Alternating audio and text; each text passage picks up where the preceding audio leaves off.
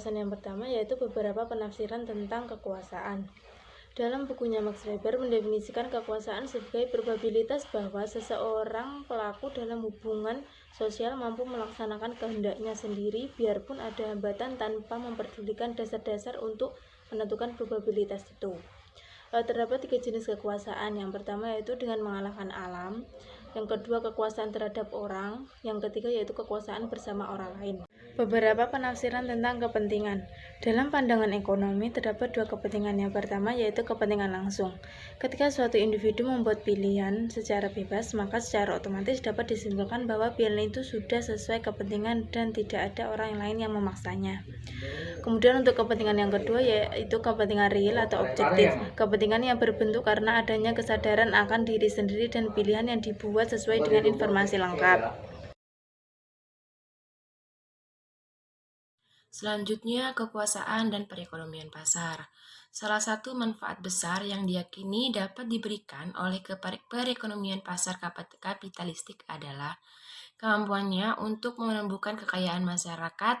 Ketika kekayaan masyarakat bertumbuh, maka akan semakin besar pula kemampuan dari masyarakat ini untuk memenuhi kebutuhan-kebutuhan dari para individu di dalamnya. Memang peningkatan pada kekayaan masyarakat ini masih menyisakan masalah tentang pemerataan di dalam pemenuhan kebutuhan. Tapi kita dapat untuk mengabaikan masalah pemerataan ini dan melihat bahwa peningkatan pada kekayaan masyarakat akan arti peningkatan pada kekuasaan yang didapatkan oleh paling tidak sebagai kalangan tertentu dalam masyarakat. Peningkatan secara umum pada kekayaan masyarakat memperbesar kekuasaan dan beberapa orang dalam masyarakat untuk mencapai tujuan mereka. Kekayaan berarti kekuasaan untuk melakukan sesuatu. Kekayaan dalam artian yang dipahami secara umum ini kurang dapat memahami kita untuk memahami kekuasaan. Namun kekayaan biasanya ini kita hubungkan dengan uang, tanah, kepemilikan, atas rumah, dan barang-barang konsumen, serta berbagai macam investasi. Selanjutnya, kekuatan pasar dalam perusahaan. Dalam pasar persaingan sempurna, pertukaran ekonomi dan kekuasaan cenderung untuk saling bertolak belakang satu sama lain. Kalau dalam pasar ada banyak produsen dan konsumen, maka tidak seorang pun akan bisa mempengaruhi orang lain. Tapi dalam pasar yang tidak sempurna atau pasar yang terkonsentrasi, para pelaku ekonomi bisa memiliki kemampuan untuk mempengaruhi pelaku lain. Pasar atau industri yang di dalamnya memiliki sedikit produsen saja adalah fenomena yang cukup sering kita jumpai. Sebuah pasar yang memiliki persaingan sempurna akan memiliki tingkat diversitas yang tinggi dan memiliki banyak pilihan, atau dengan kata lain, pasar semacam itu akan mengharuskan pelaku-pelakunya untuk memilih. Tapi para pelaku dalam pasar dengan persaingan sempurna justru memiliki kekuasaan yang sangat kecil. Spiro Latsus bertakwa bahwa dalam kondisi persaingan sempurna, kebebasan dan para pembuat keputusan untuk memilih berbagai alternatif tindakan akan menjadi sangat sempit, yaitu terbatas pada apakah ia akan bertahan di bisnis itu atau tidak. Dalam lingkungan pasar oligopolistik, perusahaan memiliki kemampuan atau kekuasaan untuk mempengaruhi perusahaan lain. Dalam pasar yang kompetitif, perusahaan bisa bertindak tanpa harus mempedulikan perusahaan lain, karena pasar sudah menentukan parameter-parameter ekonomi yang penting sehingga tiap-tiap perusahaan menjadi seolah tidak memiliki tujuan atau strategi. Situasi pasar kompetitif ini memiliki analogi dengan situasi satu orang melawan alam dalam teori permainan. Tapi dalam kondisi oligopolistik, perusahaan bisa mengambil berbagai strategi untuk mempengaruhi apa yang dilakukan perusahaan lain. Selanjutnya saya akan menjelaskan materi mengenai kontrak antar pekerja dengan kapitalis. Dalam bagian ini kami akan membahas hubungan antara pekerja dengan kapitalis untuk menunjukkan apa saja kekuatan yang berpotensi untuk terbentuk pada hubungan antara keduanya. Ketidakmerataan distribusi kekayaan dalam sistem kapitalisme membuat beberapa memiliki kekayaan yang bisa memungkinkan mereka untuk menyewa orang lain untuk bekerja bagi mereka, Sementara orang lain harus menjual tenaga kerjanya agar bisa mendapatkan sarana untuk memenuhi kebutuhan mereka. Kondisi ini dapat dipahami dengan cara yang berbeda, yaitu kita dapat memandang penjualan dan pembelian tenaga kerja, yaitu kontrak upah sebagai sebuah pertukaran. Karena pihak-pihak yang membuat kontrak upah ini bertindak secara sukarela, maka dapat dikatakan bahwa kesempatan untuk membuat kontrak secara sukarela telah meningkatkan kemampuan dari semua pihak dalam kontrak itu untuk memenuhi kebutuhannya atau kepentingan pribadinya masing-masing, yaitu yang satu bisa mendapatkan laba dan yang satunya lagi bisa mendapatkan barang-barang konsumsi tersebut. Pandangan bahwa membeli tenaga kerja dari para pekerja yang menjadi contoh dari pertukaran bebas adalah pandangan yang diyakini dengan kuat dalam ilmu ekonomi neoklasik. Nah, para pekerja ingin mendapatkan akses kepada kapital agar bisa mendapatkan nafkah. Para pemilik kapital ingin memekerjakan para pekerja agar bisa mendapatkan keuntungan dari investasi mereka. Mereka yang memandang bahwa pasar memberikan kebebasan melakukan pembedaan, yaitu bahwa kebebasan dapat dikatakan telah dikurangi hanya jika orang yang satu dapat memaksa orang lain untuk melakukan apa yang ia inginkan.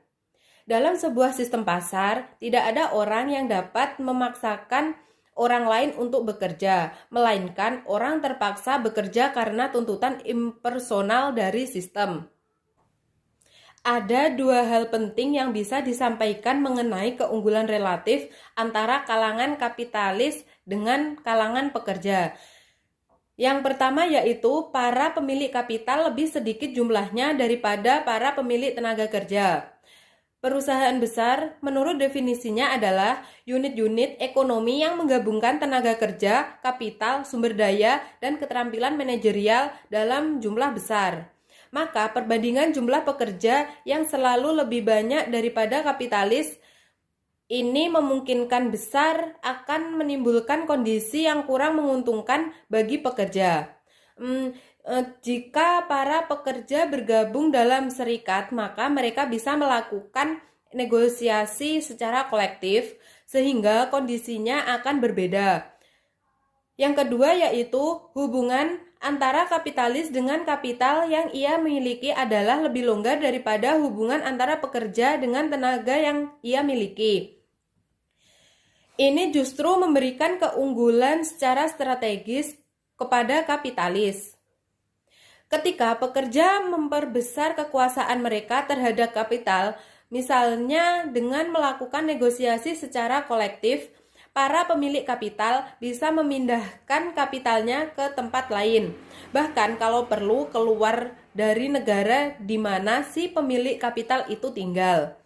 Dan memang banyak perusahaan memiliki fasilitas produksi paralel di beberapa negara sehingga mereka bisa mendapatkan posisi yang lebih kuat terhadap tenaga kerja.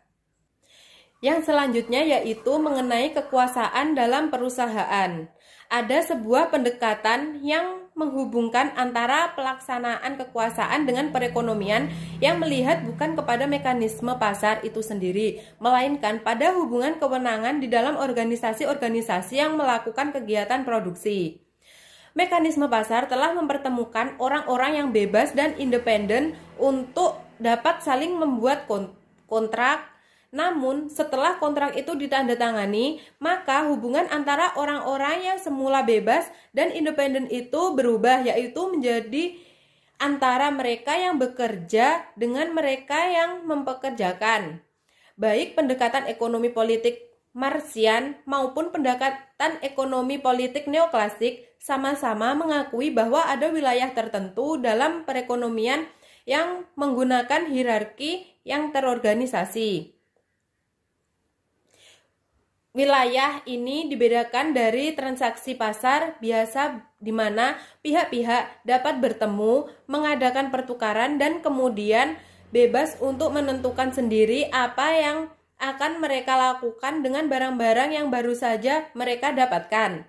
Pada masalah tentang kekuasaan yang terkondisi dalam perekonomian dan pada masalah tentang bagaimana pengorganisasian ekonomi dapat mempengaruhi persepsi kita tentang diri kita sendiri, tentang kepentingan kita, dan tentang pilihan-pilihan kita.